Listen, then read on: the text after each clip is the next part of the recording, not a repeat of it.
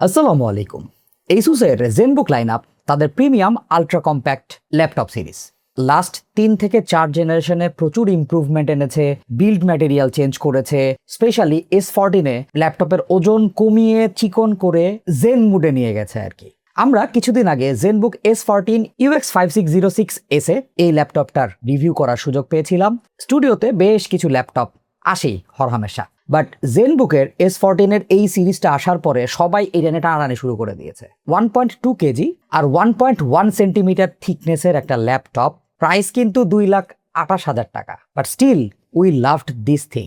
So চলেন জেনবুকের আমরা ফুল রিভিউ শুরু করে ফেলি। আমরা কেন এটাকে পছন্দ করেছি, কারা আসলে এইরকম ফর্ম ফ্যাক্টরের ল্যাপটপটা কিনতে পারেন সে বিষয়ে আসলে আলোচনা করার চেষ্টা করব।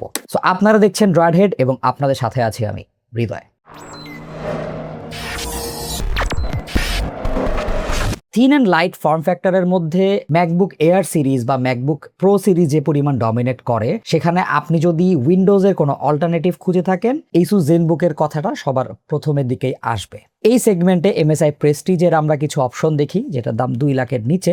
সো সেই পার্সপেক্টিভ থেকে জেনবুক S14 UX5606 কম্পেলিং জিনিসপত্র অফার করছে। এই সেগমেন্টে যদি কাস্টমার নাই থাকতো, তাহলে কোম্পানিগুলো এত ইঞ্জিনিয়ারিং এফোর্ট দিয়ে R&Dর পিছনে টাকা খরচ করে ল্যাপটপ রিলিজ করতো না। সো আপনি হয়তো সেই ডেমোগ্রাফিতে পড়বেন না, আপনার হয়তো আরো র পাওয়ার দরকার, ডেডিকেটেড জিপিইউ দরকার, সেক্ষেত্রে আপনি এসুসের বা অন্য কোনো ব্র্যান্ডের গেমিং লাইনআপের দিকে যাইতেই পারেন। তবে জেনবুক S14-এর এই সিরিজটাতে তারা সিরালুমিনিয়াম নামে একটা ম্যাটেরিয়াল ইন্ট্রোডিউস করেছে।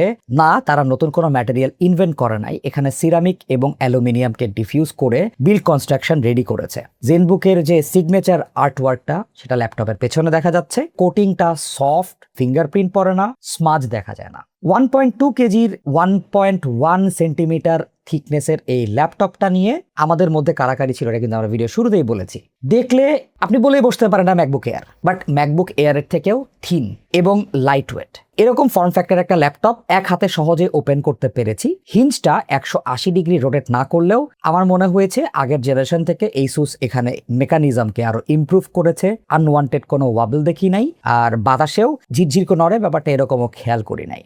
আমাদের রিভিউ ইউনিটটাকে জুম্যানিয়া গ্রে বলছে এসুস।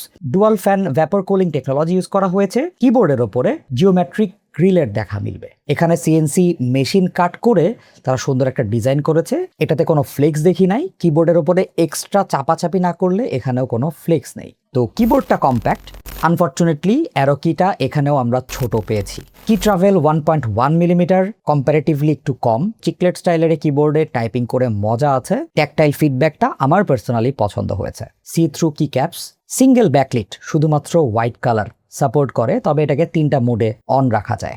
ট্র্যাকপ্যাডটা অনেক বড়, গ্লাস ট্র্যাকপ্যাড, সো এখানে গ্লাইডিং ওয়াজ স্মুথ। ট্র্যাকপ্যাডের 4 কোনায় জেস্টার সাপোর্ট দেওয়া হয়েছে, এখান থেকে আমরা ডিসপ্লের ব্রাইটনেস কম বেশি, ভলিউম কম বেশি এবং অন্যান্য ফাংশন ট্রিগার করতে পারবো। হারমান কার্ডন টিউন্ড স্পিকার সিস্টেম এখানে ইউজ করা হয়েছে, যেখানে 2টো উফার এবং 2টো টুইটার রয়েছে।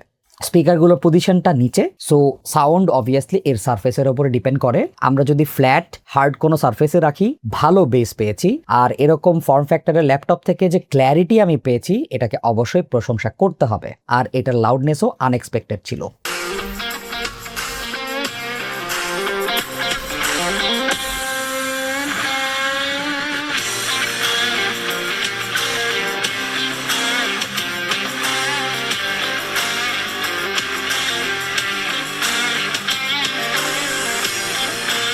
ওয়েবক্যামটাতে কোনো সিকিউরিটি ফ্ল্যাপ নেই। 1080p 30 FPS এর ওয়েবক্যাম। ভিডিও ফুটেজ একটু গ্রেনি, বাট এখানে যেহেতু NPU বুস্ট রয়েছে, আমরা AI অ্যাসিস্ট পাবো ওয়েবক্যাম থেকে। জেনবুক S14 OLED এর ওয়েবক্যামে চলে এসেছি।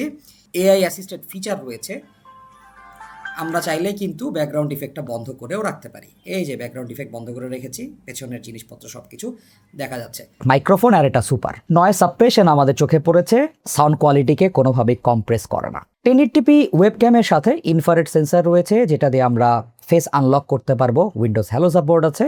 আনফরচুনেটলি এরকম প্রিমিয়াম ল্যাপটপে আমরা কোনো ফিঙ্গারপ্রিন্ট সেন্সরের দেখা পাই নাই। ছোট করে যদি এর স্পেক্স নিয়ে একটু আলোচনা করা যাক, এখানে Intel core ultra 7 256V 8 core 8 থ্রেডের 4.8 GHz এর সিপিইউ ইউজ করা হয়েছে, যেখানে ইন্টেল এআই এনপিইউ বুস্ট রয়েছে, 47 টপস পর্যন্ত কম্পিউটিং সাপোর্ট করে। জিপিইউ হিসাবে ইন্টেল আর্ক, যেটা 1.95 GHz এর 8 GB shared video memory, 16 GB LPDDR5X নন expandable RAM, 1 TB M.2 NVMe Zen 4 SSD, Wi-Fi 7 এবং Bluetooth 5.4 এর দেখা পেয়েছি।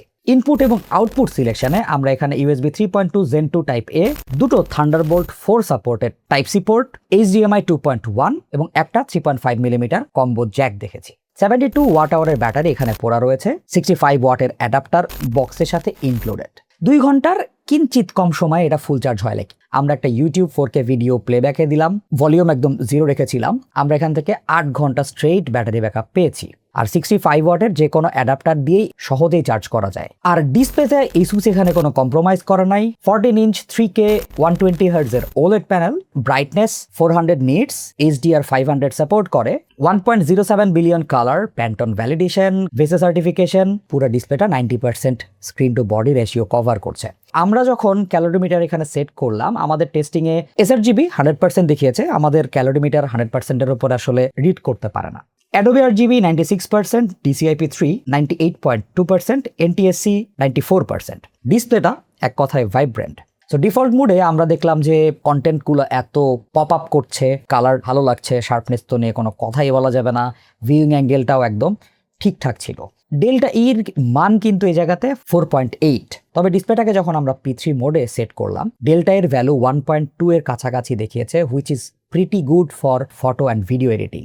তাছাড়া 120 Hz OLED প্যানেল, 0.2 মিলিসেকেন্ডের রেসপন্স টাইম, ডিসপ্লেটা রেসপন্সিভ, ফাস্ট, সো এইটা দিয়ে আপনি অনেক ক্রিয়েটিভ কাজ টাজ করতে পারবেন। তাছাড়া OLED প্যানেল এখানে ঘোস্টিং, অ্যান্টি হোস্টিং এগুলোর কোনো ঝামেলা নেই।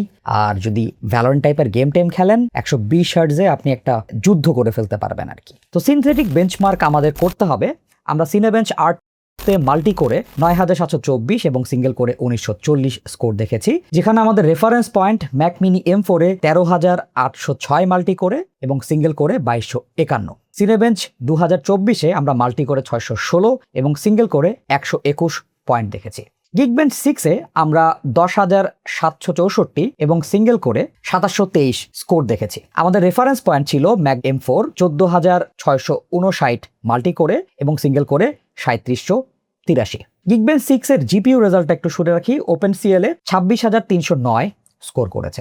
আমরা এই সিনথেটিক বেঞ্চমার্কগুলো এসি পাওয়ারে ড্রাইভ করেছি। আমরা যখন ব্যাটারি অপারেশনে চালালাম, পারফরমেন্স 20 থেকে 40% পর্যন্ত কমে যায়। 20% দেখেছি আমরা সিনেবেঞ্চে আর 40% দেখেছি আমরা গিগবেঞ্চে। SSD WD-SN 560 1 TB, যেটা রিড স্পিড ছিল 4996 এবং রাইট স্পিড ছিল 3396 মেগাবাইট। যখন আমরা ব্যাটারি মোডে অপারেশন রান করেছি, CPU 17 ওয়াট পর্যন্ত পাওয়ার ড্রপ করেছে। টেম্পারেচার ছিল 65 ডিগ্রি। যখন আমরা পাওয়ার ব্রিকটা লাগালাম, এটার পারফরমেন্স PL2 লিমিটে 40 ওয়াটে পৌঁছাইলো, যেখানে আমরা টেম্পারেচার খেয়াল করেছি 92 ডিগ্রির কাছাকাছি। 30 মিনিটের মতো স্ট্রেস দেওয়ার পরে এটা CPU থ্রটল ডাউন করে 30 ওয়াটে এসে ঠেকে, যেখানে আমরা 85 ডিগ্রির মতো টেম্পারেচার খেয়াল করেছি আর স্পিড ছিল 3.0 GHz। আর 40 ওয়াট TDP-তে আমরা এর স্পিড 3.9 GHz এর মতো দেখেছি। সুপার পজিশনে 1080p মিডিয়াম প্রিসেটে আমরা বেঞ্চমার্ক করলাম, 4991 পয়েন্ট পেয়েছি। মিনিমাম FPS ছিল 31.8, এভারেজ ছিল 37.3, ম্যাক্সিমাম 45.5। ফার্মার্ক OpenGL-এ স্কোর দেখেছি আমরা 2450, যেখানে আমাদের FPS এভারেজ ছিল 41। 7zip 32 মেগাবাইটের ডিকশনারি কম্প্রেশনে আমরা স্কোর দেখেছি 53 আর ডিকম্প্রেশনে 54। ব্লেন্ডার জিপিইউ টেস্টে ক্লাসরুম 357.6 স্কোর করেছে, স্যাম্পল পার মিনিট ছিল 98.3। আমরা এবার একটা ডিফারেন্ট জিনিস ট্রাই করেছি, লার্জ ল্যাঙ্গুয়েজ মডেল। আমাদের রেফারেন্স ছিল DeepSeek R1 1.5 বিলিয়ন। আমরা একটা হলিউডের মুভির স্ক্রিপ্ট লিখতে দিয়েছি, 48 সেকেন্ড সময় নিয়েছে। ফর রেফারেন্স আমাদের M4 ম্যাক মিনি সেম জিনিসটা ডেলিভার করতে পেরেছে মাত্র 22 সেকেন্ডে। বাকি থাকে গেমিং।